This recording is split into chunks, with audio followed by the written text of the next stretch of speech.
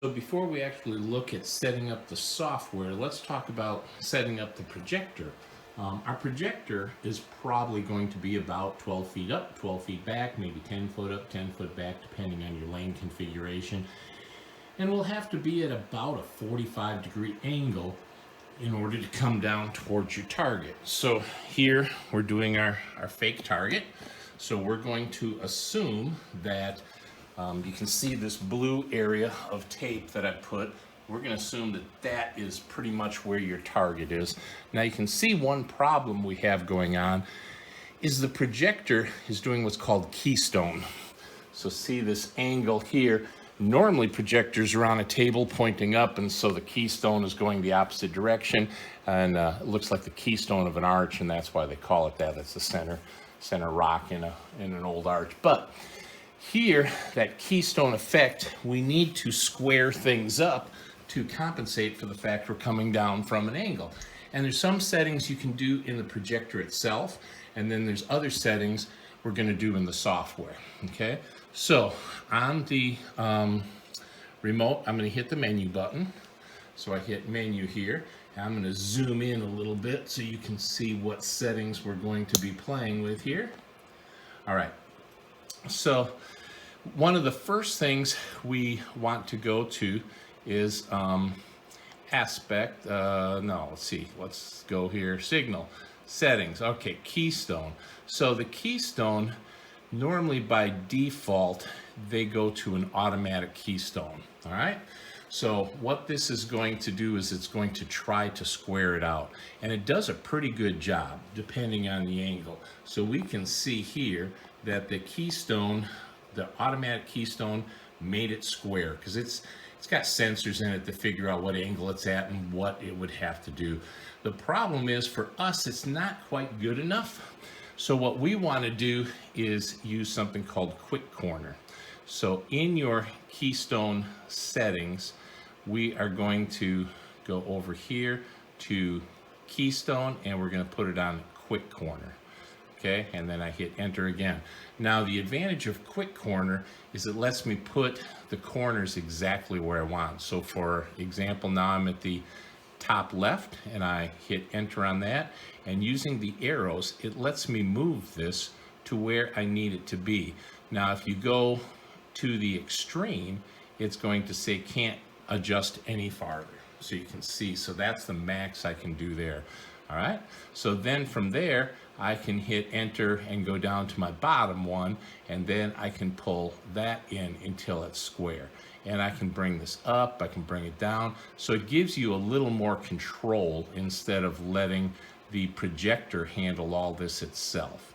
So using the quick corner, you can square out your thing and start getting it aligned with what you have there. Okay, so now we're looking pretty good. Maybe I'll take this one out just a little bit.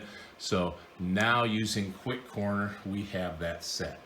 Okay, I'm going to exit out of there, exit out of there. Okay, so now let's look at some other settings that we may have to play with.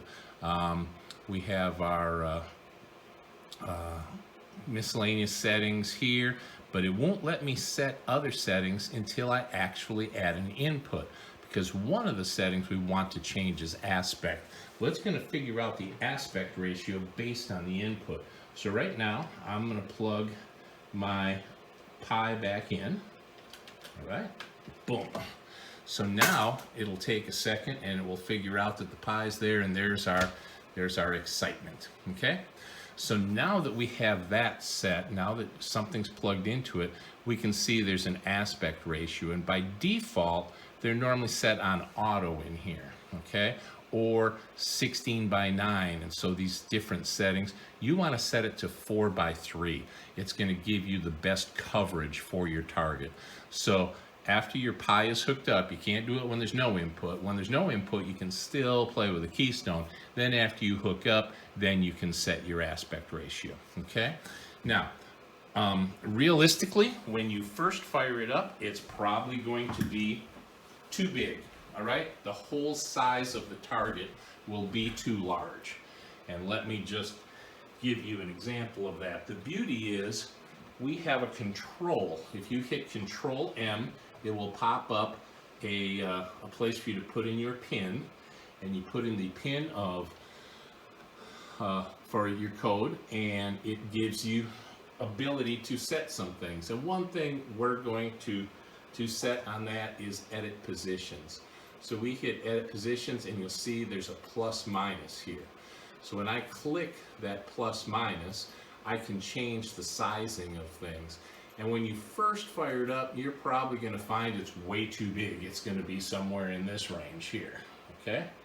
So we need to take that down a little bit.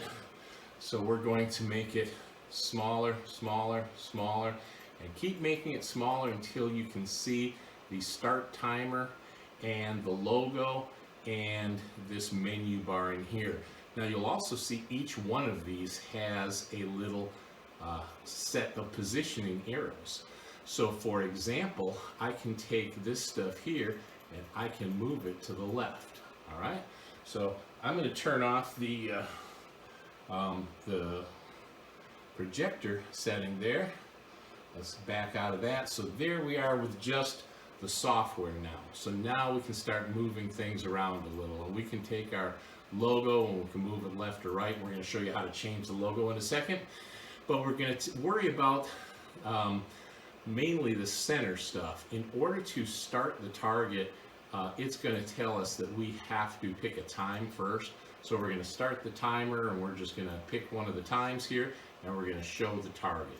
Okay, when we do, it's going to put up however many we have. The default is only showing 2 teams. All right, but and if we go again into our menu and put in our code, we can reset the teams, reset the games. So that's going to reset everything.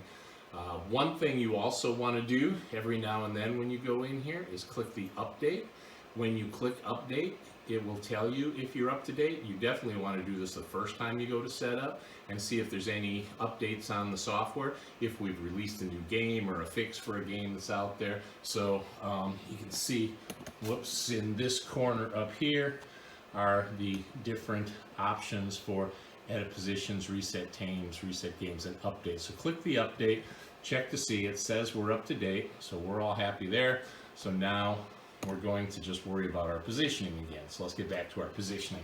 So when you default start, it's going to only have 2 teams, okay? So let's edit positions. We're going to do this, and it just shows 2 teams. But you want to add enough teams to max out what you're normally going to run, because we're assuming that this blue box right here is actually where my target is going to be. So we need our target to fall into that area. So we're going to play here a little bit, show you how that works. So the first thing we want to do is we're going to do end game, new game, and we're going to set up teams, and we're going to add enough teams in order to fill our entire screen here with 6. Okay, so we're going to add this one, and I'm just randomly grabbing any of the names here. Okay, so now I have 6 teams. I am done, and let's go show the targets. Okay, so a couple of things that we can see here. We can see that our screen, our projector is cutting off right here. So we want that cut off. We're assuming that this blue area is actually our target. Okay, so we're going to lift this up to where it's cutting off basically at the bottom of the wood. That we're going to have to do just by physically moving the projector. So I'm going to change the angle here of the projector a little bit until it gets to right there. Okay, so I'm looking pretty good there now. So we're cut off basically right at the bottom of the projector. So we're good there. Now we can see that our target is way too large, but that's okay, because we can change the height of it and we can change the width of it. So we're going to make it smaller and smaller. Let's get the height close. Okay, there, now it's all starting to come into view, and we can push it down a little bit, and we can move it over a little bit. Man, we're still not on there, so we need to take the height down, and we need to take the width down, And if, because of the keystone effect, even after you've adjusted it with a keystone on the projector, you may find that this tends to be an oval. That's not a problem. You can go in with these settings and you can change it accordingly until it's what you need it to be. So now when we're dealing with our blocks, what we end up doing, and we'll show you a picture of this in a little bit, is we're dealing with 6x6 blocks on our end grain targets. And so what we're doing is making it so there's one block going out the side and across the bottom all through here. So the outside line of blocks we're actually not having in the target. Okay, so we're going to here. So this looks pretty good. That's about where we want our target to be if that is the area that we're throwing at. Then we can just adjust the things up above. So this doesn't quite appear to be centered. So we can take that over. And then if we needed to make it bigger or smaller, we can drop the width of this, and you can see as we do, it's going to shorten everything up here. So depending on what the area is you have to play with above the target, and if I wanted to move this down a little closer or up a little farther, then you can take your logo and move it down. So this up to date, when you're done with that, hit the thing that was covering up the fact that our timer is sitting here. Let's move the timer over and down a little bit, okay? And here we can see all of the items in our menu. If everything looks good at this point, we can hit Control M again and it will all go away. All right? So that's how to set up the projector, and then using the Control M, use the software in order to adjust these things to fit the size that you need based on your particular setup. So it's going to take a little bit of setting the projector physically at the angle that you need. It's going to take setting it to the proper aspect, using the quick corner in order to move things around, then use the settings in the software to size it properly, and then move each individual component. And when you're done with that, you should be ready to go, other than setting some things like putting in your logo and setting the times. And we'll take a look at that, doing it on a screen where you get a little better resolution for the video. So that's how to set up your projector.